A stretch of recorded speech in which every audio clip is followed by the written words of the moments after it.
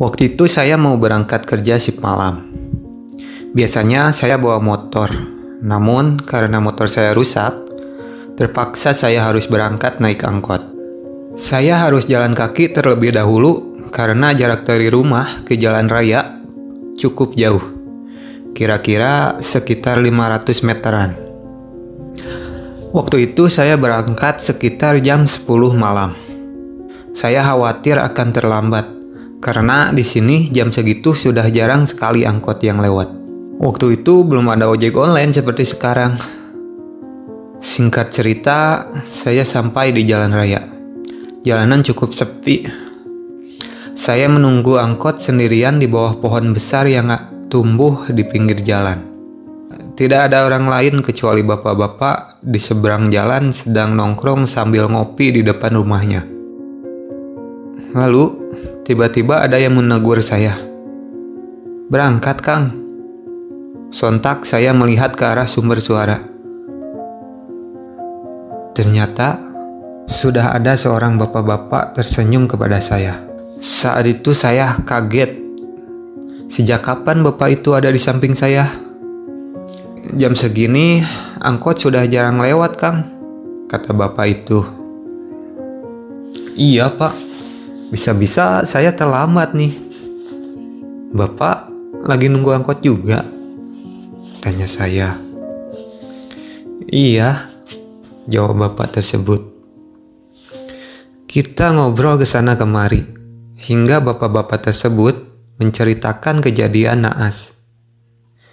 Kata bapak tersebut, 3 minggu yang lalu, ada sebuah kecelakaan angkot yang menabrak pohon besar yang ada di samping saya. Tidak ada yang selamat dari kejadian itu. Supir dan 3 penumpangnya meninggal di tempat. Saking kerasnya menabrak pohon itu. Dan ketika saya lihat ke arah pohon, ternyata benar. Bekas benturannya masih terlihat di pohon tersebut. Lalu, tak berselang lama, terlihat angkot yang akan lewat. Dari kejauhan, saya langsung memberhentikan angkot tersebut dengan melambaikan tangan. "Ayo, Pak, angkotnya sudah datang nih."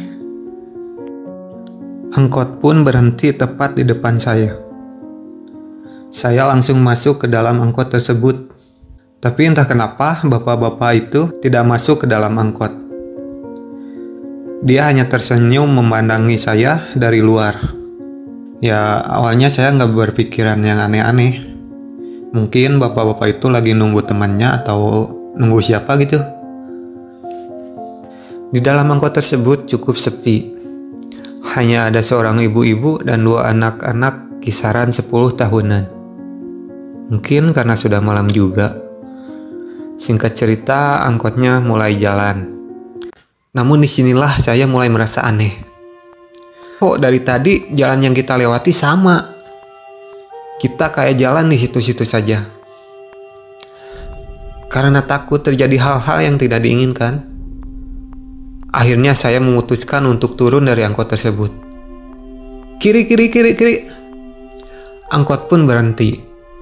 Saya menunduk merogok uang di saku celana saya. Dan ketika saya mau bayar ke supir, ternyata supir tersebut adalah bapak-bapak yang tadi ngajak ngobrol. Namun, kepalanya sudah berlumuran darah. Saat itu saya sangat ketakutan dan seketika tidak sadarkan diri.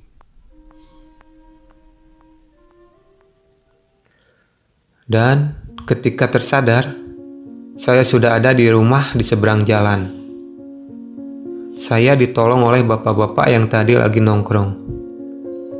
Kata bapak tersebut, dia memperhatikan saya sedang bicara sendirian. Dan tak lama kemudian, saya tergeletak begitu saja. Lalu, karena khawatir, bapak itu langsung menolong saya dan membawanya ke rumahnya. Saya langsung menceritakan apa yang barusan saya alami. Dan bapak itu mengiyakan bahwa 3 minggu yang lalu ada kecelakaan yang menewaskan supir angkot dan 3 penumpangnya. Dan ketika saya tadi naik angkot, itu hanya sebuah ilusi.